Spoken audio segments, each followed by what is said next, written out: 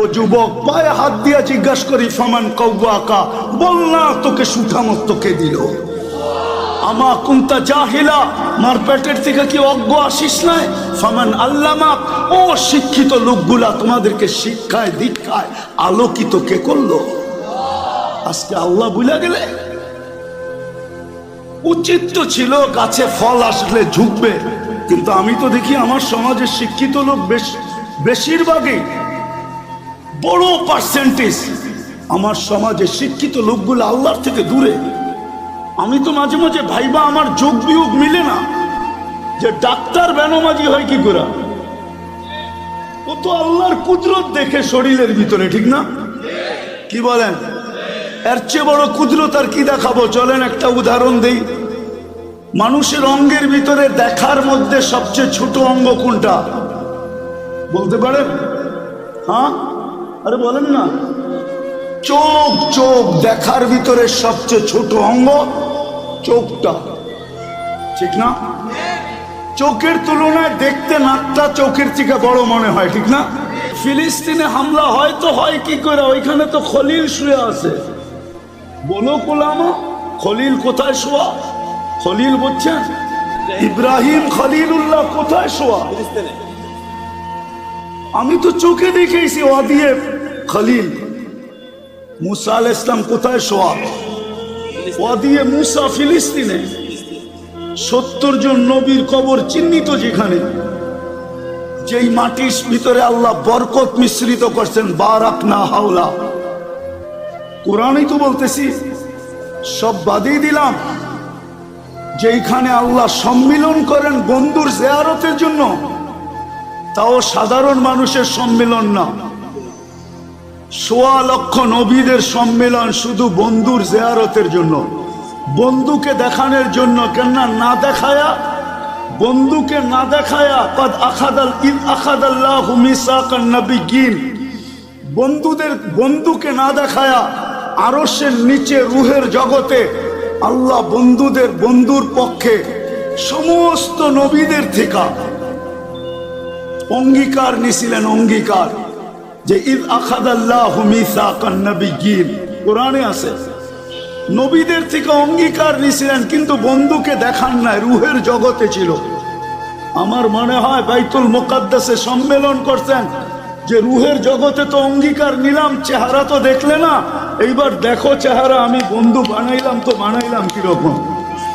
আমার বন্ধুর চেহারা দেখো তোমরা। ওই জমিনে যেখানে 1.25 লক্ষ নবীদের পায়ের চিহ্ন, প্রথম কাবা।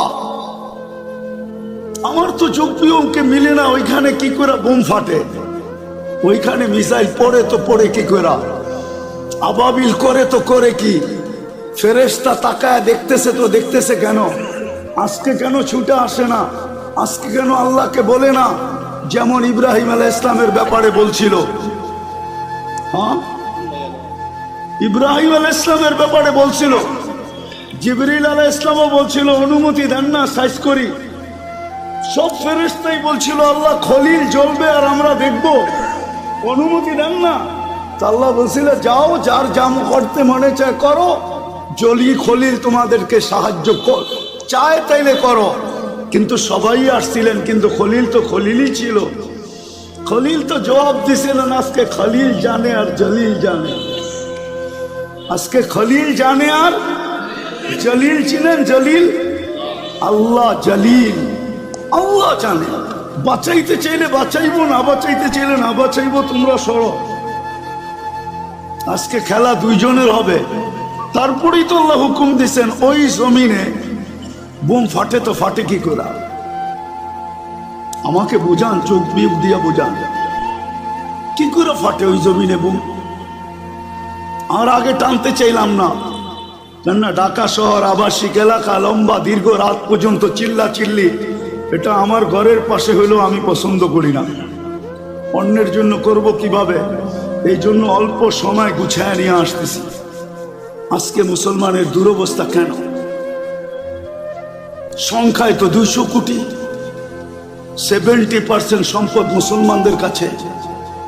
আমি শিক্ষিত মানুষকে জিজ্ঞাসা করতে চাই, বলেন 70% দুনিয়ার ধন সম্পদ কাদের কাছে? আমেরিকার কাছে, কানাডার কাছে, অস্ট্রেলিয়া আর ইংল্যান্ডের কাছে, না ইউরোপের কাছে, না জাপানের কাছে? 70% সম্পদ মুসলমানের কাছে। আপনি মানবেন না? আপনি আমারটা তালা নোট করেন, তারপরে গুগলে যে তালাশ করেন, গুগল আপনাকে আমার কথাই বলবে যে 70% সম্পদ দুনিয়ার মুসলমানের কাছে। সংখ্যায় 200 কোটি, খাই বেশি, পড়ি বেশি। আমি তো বলি আপনাদের মাধ্যমে, মিডিয়ার মাধ্যমে দুনিয়াকে জানাইতে চাই, হায় যদি আজকে 200 কোটি মুসলমান আমার কথা শুনতো। 5 বৎসর যদি মুসলমান, কেননা আমাদের ঘরে যেই ব্যবহৃত কাপড় আছে, আমি আমার ঘর বলি 10 বৎসর না 15 বৎসর ব্যবহার করলেও এটা শেষ হবে না। সবার ঘরেই 5 বৎসর চলবে। যেই ব্যবহৃত কাপড় ঘরে আছে, ওনার ঘরে নাই নাকি? 5 বৎসর চলবে না? আজকে যদি 200 কোটি মুসলমান বলে, আমরা 5 বৎসর ধরে কোনো কুনাকাটি করবো না, শুধু কাপড় চোপড় প্রসাধনী। ঢাকা শহরের কোন ঘরটা, কোন বাসাটা ছোট একটা মিনি কসমেটিক্সের দোকান না? বলেন আমাকে। একটা রিক্সাওয়ালার ঘর পর্যন্ত মিনি কসমেটিক্সের দোকান। একজন গার্মেন্টস কর্মীর ঘরটা পর্যন্ত একটা মিনি কসমেটিক্সের দোকান। সে যদি বলে 5 বৎসর আমরা কোনো প্রসাধনী কিনবো না, 5 বৎসর কোনো কাপড় চোপড় কিনবো না, দুনিয়া সিধা হইতে সময় লাগবে না, 2 দিন পরে দেখবেন আপনাদের পায়ে সারা দুনিয়া পড়বে। ওদের সব ফ্যাক্টরি বন্ধ হয়ে যাবে। কিন্তু মানবে কে? তো যেটা বুঝাইতেছিলাম, দুরবস্থা কেন একটু ভাবেন। চিরদিন এখানে থাকবেন? আপনাকে নির্বাচিত করছে কে মানুষ হিসাবে? আরে বলেন না, মানুষ হিসাবে কে নির্বাচিত করছে? নির্বাচক কে? নির্বাচন কমিশনার? কোন দল? কোন জনগণ? কোন রাষ্ট্র? কে? আরে জোরে বলেন। আল্লাহ বললে গুনাহ হবে না, 40 নেকি মিলবে। 40। দুঃখ তো এইখানে নাই কোনো যুবক যে ডেলি 10 বার আল্লাহ বলে। 10 বার বলুক যুবকরা। অথচ ঢাকা শহর পুরা মাথার উপরে উঠায়া চলে। ওর হাঁটার স্টাইল দেখলে অন্যরকম, বাইকে থাকলে আরেক রকম, পিছনে যদি আর কেউ থাকে তাইলে আরেক রকম। কিন্তু কার যৌবন দিয়ে চলে? হ্যাঁ, যৌবনের দাম কত? বলেন না, যৌবনের দাম কত? নাইলে যে মডার্ন হারবালকে জিজ্ঞেস করেন, নাইলে কলিকাতা হারবালকে জিজ্ঞাসা করেন, চাইনিজ হারবালকে জিজ্ঞাসা করেন। যদি এটাও জিজ্ঞাসা করতে না মনে চায়, তাইলে আমেরিকা হারবালকে জিজ্ঞাসা করেন যৌবনের দাম কত। ওইখানে বিক্রি হয় না? না হয় না? হয়, যৌবন বিক্রি হয়, ঠিক না? হুজুররাও কয় বিক্রি হয়। দুরবস্থা হবে না কেন এই উম্মতের? যেই উম্মত কয় যৌবন হারবালে বিক্রি হয়। যৌবন কই বিক্রি হয়? হারবালে। যৌবন কে দিছে? ওর বাহাদুরির উৎস কি? যুবকের বাহাদুরির উৎস কি? ওর যৌবন। যৌবন যৌবন না থাকলে ওর দিকে কেউ তাকায় চোখ টিপে দিত না। যৌবন না থাকলে ওর দিকে তাকায় কেউ মুস্কি হাসি দিত না। তৃতীয় লিঙ্গ দেখেন না, দেখা খালি হাততালি দেয়। আজ পর্যন্ত তো কেউ চোখ টিপে দিল না, আজ পর্যন্ত তো কেউ ফুলে ফুল দিল না। ওর উৎস তো হলো যৌবন। তো সারাদিনে 10 বার আল্লাহ বলে না। এই মজমার কেউ নাই ডেলি 200 বার আল্লাহ বলে। বলুক আমাকে। পীরের মুরিদও তো দেখতেছি 1-8 হবে ডেলি 200 বার আল্লাহ বলে না, অথচ 24 ঘন্টা বুক করি কারটা? আরে কার? হ্যাঁ, অক্সিজেন কয় লিটার বলেন না? 550 লিটার অক্সিজেন নেন ডেলি। ঢাকা শহর আজ থেকে 20 বছর আগের থেকে শুনে আসতেছি বসবাসের উপযোগী না, সবচেয়ে দূষণযুক্ত শহর ঢাকা। কিন্তু তারপরও ছোটবেলার থেকে শুনে আসতেছি, তারপরও দেখতেছি daily 550 litre oxygen pure supply দিতেছে কে? ডেলি কয়বার শ্বাস নেন? 80,000 বার নেই, 80,000 বার ছাড়ি। 80,000 বার আমার ভিতর থেকে আল্লাহ কার্বন ডাই অক্সাইডকে আউট করেন। 80,000 বার। ডেলি কিডনি কয়বার আল্লাহ ডায়ালিসিস করেন? আরে বলেন না। 36 বার আপনার কিডনিকে ডায়ালিসিস করেন। এখনো কিডনি সবাইটা ডায়ালিসিস হইতেছে। দাঁড়ায়া আছে উঠটা হইতেছে, বৈশা আছে উঠটা হইতেছে, শুয়া আছে উঠটা হইতেছে। কিন্তু আপনাদের বিজ্ঞান বিজ্ঞান বিজ্ঞান। কিছু শিক্ষিত লোক আছে শুধু সারাদিন বিজ্ঞান নিয়ে থাকে। ওর বিজ্ঞানকে আমি জিজ্ঞাসা করি, 7 দিন ডায়ালিসিস করে দেখাত, পুরা সপ্তাহ ডায়ালিসিস করে দেখাত। বিজ্ঞানের কাছে তো 7 দিন ডায়ালিসিস করার প্রসেসিং টেকনোলজি এখনো আসে নাই। বরং এখন ডাক্তার বলবে 7 দিন করাইতে হলে আর করার দরকার নাই, বাড়িতে রাখেন, যেই কদিন বাঁচে বাঁচুক, তারপরে মরে যাবে। 5 দিনের উপরে তো ডায়ালিসিস করতে পারে না। বিজ্ঞান বিজ্ঞান বলেন সারাদিন। 4 ঘন্টা তো লাগে একবার ডায়ালিসিস করতে, টাকা বাদিয়ে দিলাম। আমার আল্লাহ তো ডেলি ডায়ালিসিস করেন 40 মিনিটে একবার কমপ্লিট করেন। 40 মিনিটে 24 ঘন্টায় 36 বার ডায়ালিসিস হয়। 200 বার তো আল্লাহ বলে না। একটু নিজের বিবেককে জিজ্ঞাসা করেন, কালকে এই মুখটা কি করে দেখাবেন আল্লাহকে? না যায়া বলবেন আমি আধুনিক ছিলাম, আমি এডুকেটেড। ওটাও তো আল্লাহ বলে দিছে তুই এডুকেটেড। এডুকেটেড তোকে বানাইলো কে? এই জন্যই তো এক জায়গায় আল্লাহ বলে আমা কুনতা মা আম্মাহিনা, তুই নিকৃষ্ট পানির ফোঁটা ছিলি না। ফামান জাআলাকা দামা, বল না তোকে রক্তে রূপান্তরিত কে করলো? ওমান জাআলাকা মুযগা, তোকে রক্তপিণ্ডতে রূপান্তরিত কে করলো? ওমান জাআলাকা ইযামা, তোর কঙ্কালটা কে বানাইলো?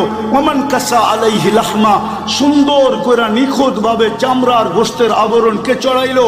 আমা কুনতা সগীরা, তুই কি ছোট ছিলি না? ফামান কাব্বারাক, বল না তোকে বড় কে করলো? দুনিয়াতে তো আমেরিকা তো এতটুক আছে শর্ট ফিগার, আজ পর্যন্ত 1 ইঞ্চি বাড়ায় দেখাইতে পারলো না। আল্লাহ বলল তোকে 6 ফিটের কে বানাইলো বল? আমা কুনতা যায়িফা, তুই কি মার পেটের থেকে দুর্বল আসিস না? ও যুবক, পায়ে হাত দিয়া জিজ্ঞাসা করি, ফামান কাওয়াকা, বল না তোকে সুঠামত কে দিল? আমা কুনতা জাহিলা, মার পেটের থেকে কি অজ্ঞ আসিস না? ফামান আল্লামাক, ও শিক্ষিত লোকগুলা তোমাদেরকে শিক্ষায় দীক্ষায় আলোকিত কে করলো? আজকে আল্লাহ ভুলে গেলে। উচিত তো ছিল গাছে ফল আসলে ঝুঁকবে, কিন্তু আমি তো দেখি আমার সমাজের শিক্ষিত লোক বেশিরভাগই, বড় পার্সেন্টেজ আমার সমাজের শিক্ষিত লোকগুলো আল্লাহর থেকে দূরে।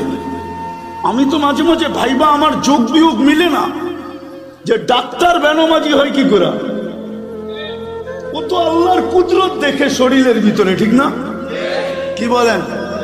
এর চেয়ে বড় কুদরত আর কি দেখাবো? চলেন একটা উদাহরণ দেই। মানুষের অঙ্গের ভিতরে দেখার মধ্যে সবচেয়ে ছোট অঙ্গ কোনটা বলতে পারেন? হ্যাঁ, আরে বলেন না।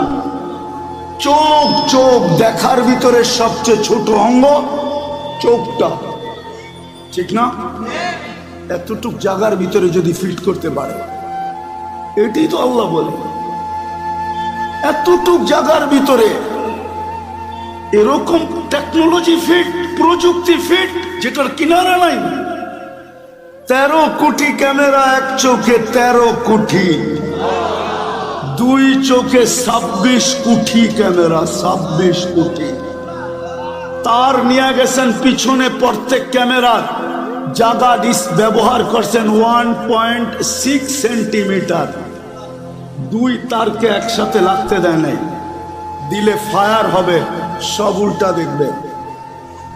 ওই আল্লাহ জিজ্ঞেস করে কুনতা জাহিলা ফামান আল্লামাক, বল তুই তো অজ্ঞ আসছিলি, তোকে শিক্ষাকে দিল। আমা কুনতা মিসকিনা, তুই মার পেটের থেকে অসহায় আসিস নাই, নিশ্চয় আসিস নাই। ফামান আগনাকা, বল তোকে স্বয়ং সম্পূর্ণ কে করবে? যতটুক বললাম আল্লাহ আমাদেরকে আমল করার তৌফিক দান করেন। ওমা আলাইনা ইল্লাল বালাগ। আসসালামু আলাইকুম। মাহদি হাসান স্টুডিও ইউটিউব চ্যানেলে যারা ধৈর্য সহকারে সম্পূর্ণ ভিডিওটি দেখেছেন তাদেরকে